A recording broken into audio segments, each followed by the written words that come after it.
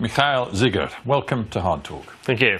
You are a writer and a journalist in your mid-30s. I guess it's fair to say that Vladimir Putin has been a constant in your adult life. He's shaped your country's politics, all of your adult life. You know, I happen to work with many Russian journalists who somehow were born during Vladimir Putin's presidency. They already exist, so I'm not an exception. But yes, you're almost right. I started working as a political journalist right before the election in 1999, when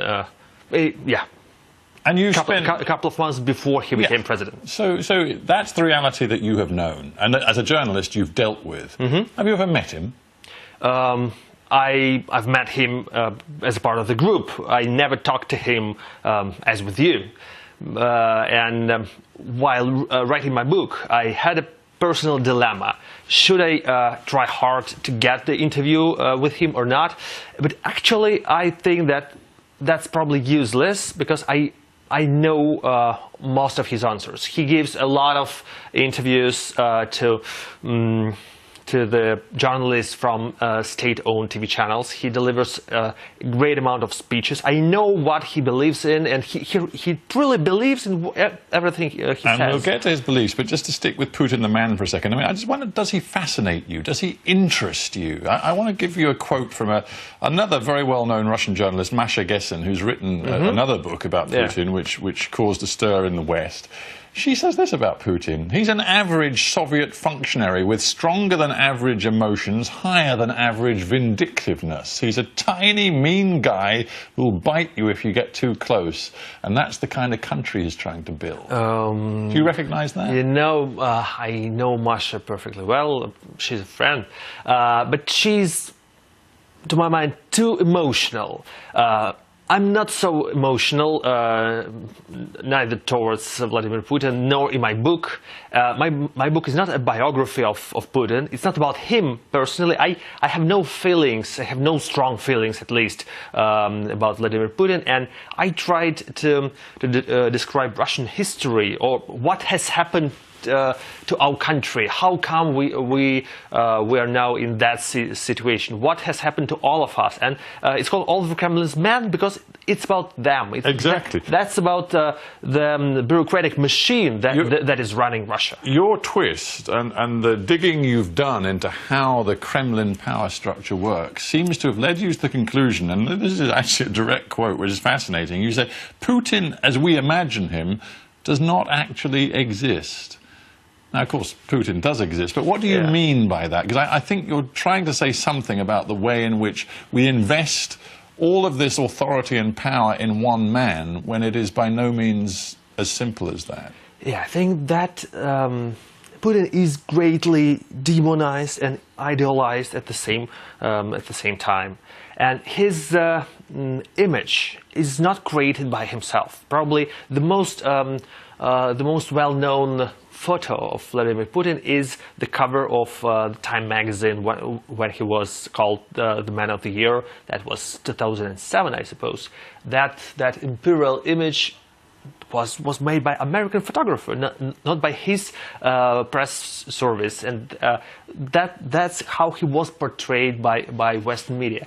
I would say that the global belief that Vladimir Putin is a mastermind of something very strategically wise, it's actually wrong. Putin is, when I say that Putin does not exist as we imagine him, I mean that even in Russia, he's very dependent on the people who surround him. You call this the court of Vladimir Putin. How many people, and you seem to be talking about certain key ministers, intelligence officials, security officials, big businessmen, quote-unquote oligarchs.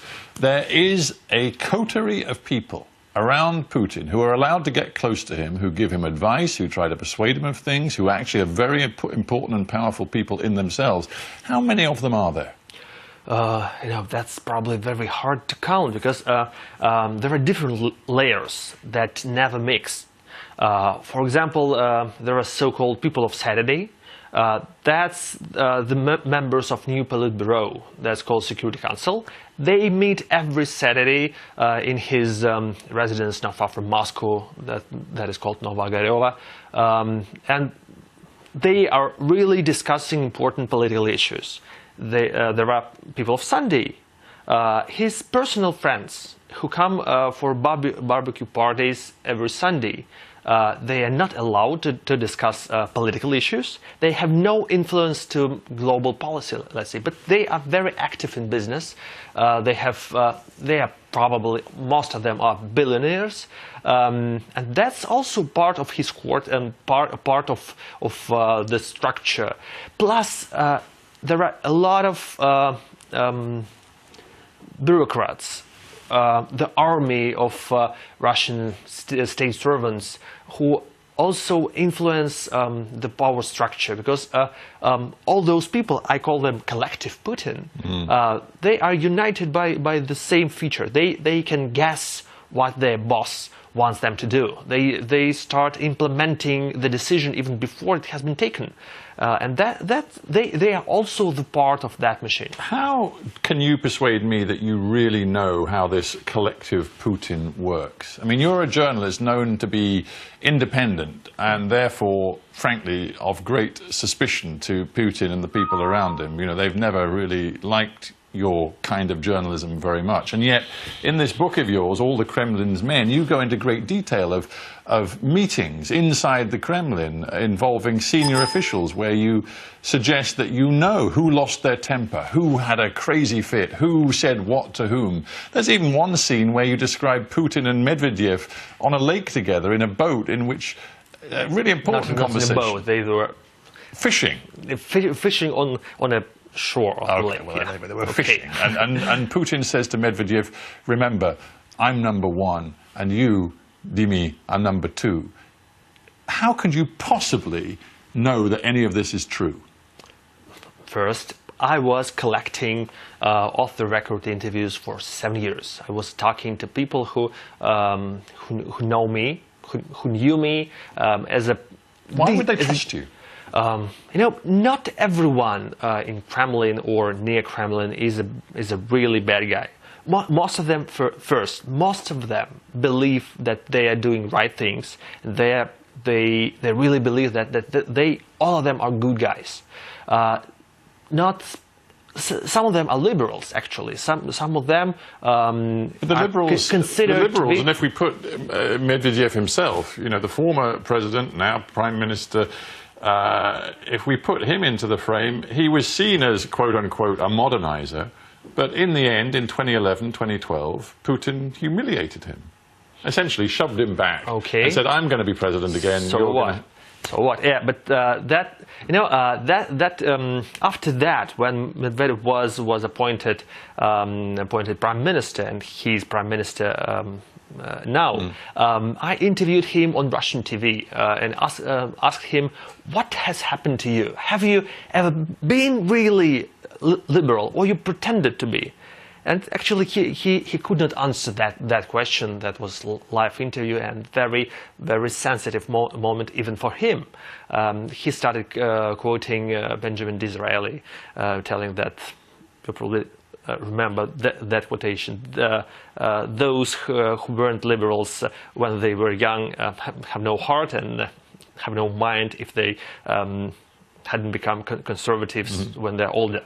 But actually, if you have a look at Russian government, especially economic bloc of Russian government, most of them are people from Yeltsin's team, from the team of Yegor Gaidar, the architect of Russian reforms. There are no socialists. There is no left wing in Russian government. If we speak about those people, they are supposed to be liberals. They had come a long way to the current position. They have changed their political views greatly, but still most of them are considering themselves not Siloviki, as there is a label the former KGB, the former intelligence guys. Yeah. Well, okay. Well, look, I want to get deeper into this ideology and also into foreign policy and relations with the West. But before we get there, just a final thought about the way you've dug into the Kremlin and your own role, because you, for 5 years, were managing editor of one of the, frankly, only independent broadcast media in Russia, Dozh TV. And even while you were there, the pressure on your TV station was enormous.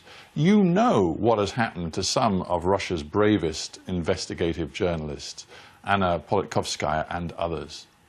She was killed. Others have been intimidated.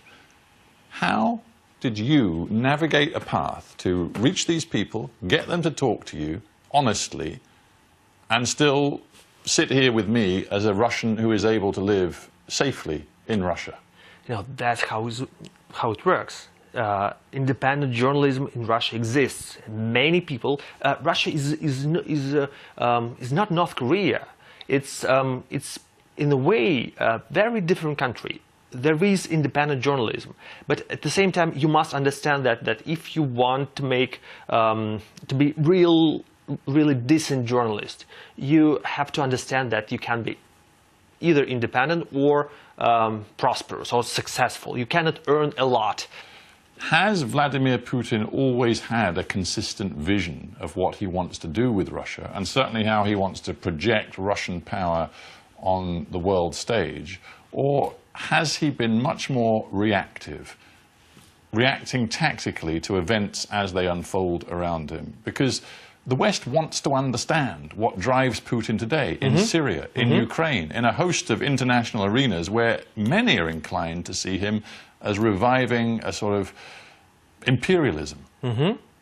Exactly. The answer is the second variant is right. He was really reacting. And from the very beginning of his first presidential term, he didn't have the strategy that led us to today's situation. In the beginning, he was very pro-Western, and he really wanted to make friends, because for him, political relationships is very personal. So he first wanted to charm Tony Blair and George W. Bush. Well, of course, George W. Bush famously said, "I've looked into his eyes, I've seen into his soul, and this is a man I can trust." Exactly. And that was... So you're saying that at that time, Putin wanted to build bridges. He wanted to be the guy who even at one point talked very loosely about a possible future Russia in NATO, and now... Putin was the first man to call George W. Bush after 9/11. He supported international NATO operation in Afghanistan. So what happened? And the key question is, what happened? He asked, for example, he asked Lord George Robertson, former Secretary General of NATO, to invite Russia to the alliance. And what answer was? George Robertson told him, you know, there is a certain procedure. You should fill in the application form. There is a line to stand in, and there are Lithuania, Latvia, and Estonia already. So you're going to be behind them. The West was not going to welcome Russia to NATO, and Putin, from the very beginning, felt that he's not treated as he wanted to be treated. He wanted to be like equal. He wanted to have his well-deserved, as he thought, permanent seat at that table. He was greatly disappointed when, George Bush decided to go to Iraq without warning him. He was disappointed by extension of NATO without any negotiation. So events changed his mind, but now if you take, for example, his great set-piece speech announcing that Crimea was becoming a part of Russia, annexation, as most people would call it, you know, he dragged into his speech a sense of Russian history, Russian values, Russian sort of Orthodox Christian tradition, the destiny of 1,000 years being fulfilled. All this sort of stuff is the language of Putin today. Yeah. And this isn't a language of a guy who is just reacting to events. Now he sounds like a guy who has an overarching vision of Russia's very sort of values-based destiny. but that differs a lot from everything he was saying like 10 years ago. In the beginning... So who's got into his head? You know, who is it he's now listening to which encourages him to talk this language of values and destiny and Russia's history? That's pretty much cynical. That's, he knows that this language is popular. Many people want to hear that. It's really popular. Look, we used to say that in the beginning of Putin's presidency, there was kind of social pact between Russian society and Russian authorities, and that Russian society was eager to give in some political freedoms, like freedom of speech or fair elections, but in exchange they wanted to get security and wealth. Actually, Putin provided Russia with that fat decade because of high oil prices. During the first decade of this century, Russian people were really prosperous thanks to oil prices. Are you saying that... But now the pact changed. Now it looks like that many Russians really agree to give in some wealth in exchange for feeling of national pride. That is something that has been missing for many Russians because of the deep psychological trauma of 90s. So if he's now, and you used the word cynical, if he's now cynically playing the nationalist card, the question is, how aggressively will he play it? I mean, right now, for example, we see Russia accused of using its cyber security apparatus to hack the Democratic Party's headquarters and play a role in the US election, because it seems quite clear that Russia would prefer to see a President Trump than a President Clinton. We see the head of Britain's MI5 security service just the other day accusing Russia of trying to destabilize Britain. And we also see Russian bombers conducting the sort of aerial bombardment of Aleppo, which frankly is disgusting many political leaders in the West. On all of these different fronts, how far is Putin prepared to go? You know, that's a mixture of different questions. First, yes, Putin would prefer to see Donald Trump, but not Hillary Clinton, not because of some personal ties, not because of financial connections with Trump or anybody from his camp.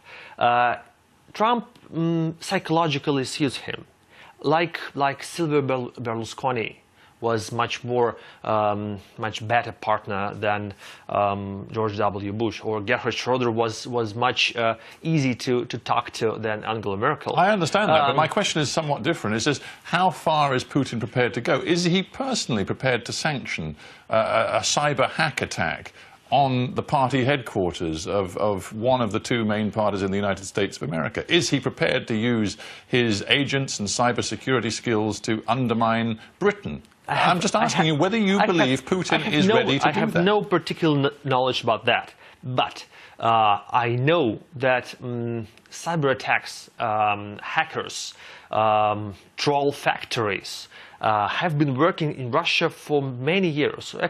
Actually, that phenomena of internet trolls were used against Russian opposition, Russian independent media for many years. So, and that internally, I see that is something Putin undoubtedly, it seems, is prepared to do. The question is how far he's prepared to push this new, assertive, nationalistic, aggressive strategy in the international arena. He would say, if you asked him, that he is.